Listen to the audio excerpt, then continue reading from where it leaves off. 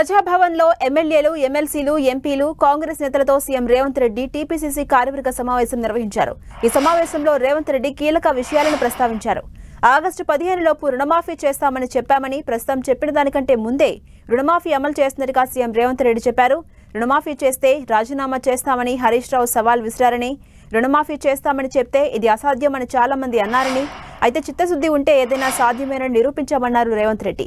రేపు సాయంత్రం రైతుల ఖాతాలో డబ్బు పడుతుందని, ఆగస్టు 15 లోపు మొత్తం రుణమాఫీ ప్రక్రియను పూర్తి చేస్తామని రేవంత్ రెడ్డి చెప్పారు. రైతులకు రుణమాఫీ చేయడం తన జీవితంలో మర్చిపోలేనిదని, రేపటి రాజకీయ భవిష్యత్తు రుణమాఫీతో ముడిపడి ఉందన్నారు. రుణమాఫీపై గ్రామ, మండల, నియోజకవర్గ స్థాయిలో ప్రచారం చేయాలన్నారు రేవంత్ రెడ్డి. రైతులు బలోన్మరణం చేసుకోవద్దని చెప్పడానికే 2 లక్షల రూపాయల రుణమాఫీ చేస్తున్నట్టు, ఈ రుణమాఫీపై జాతీయ స్థాయిలో ప్రచారం చేయాలన్నారు. రుణమాఫీపై నేషనల్ మీడియాలో పార్లమెంటు సభ్యులు మాట్లాడాలని, దేశంలో ఏ రాష్ట్రం చేయలేని పని తెలంగాణ ప్రభుత్వం చేస్తుందని చెప్పారు. రాహుల్ సూచనల మేరకు రైతు వేదికల్లో సమావేశం కావాలని, రేపు సాయంత్రం 4 గంటలకు సీఎంగా రైతు వేదికలకు కనెక్ట్ అవుతానని చెప్పారు రేవంత్ రెడ్డి. ఇక గాంధీ కుటుంబం మాట ఇస్తే ఇది శిలాశాసనమని, గతంలో పార్టీకి నష్టమని తెలిసినా తెలంగాణ ఇవ్వాలని గతంలో సోనియా గాంధీ నిర్ణయం తీసుకున్నారని కొనియాడారు.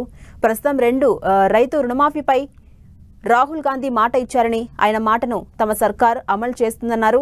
ఈ దేశానికి తెలంగాణ ఆదర్శంగా నిలవాలని, తెలంగాణ వ్యవసాయ మోడల్ను దేశం అనుసరించేలా ఉండాలన్నారు సీఎం రేవంత్ రెడ్డి.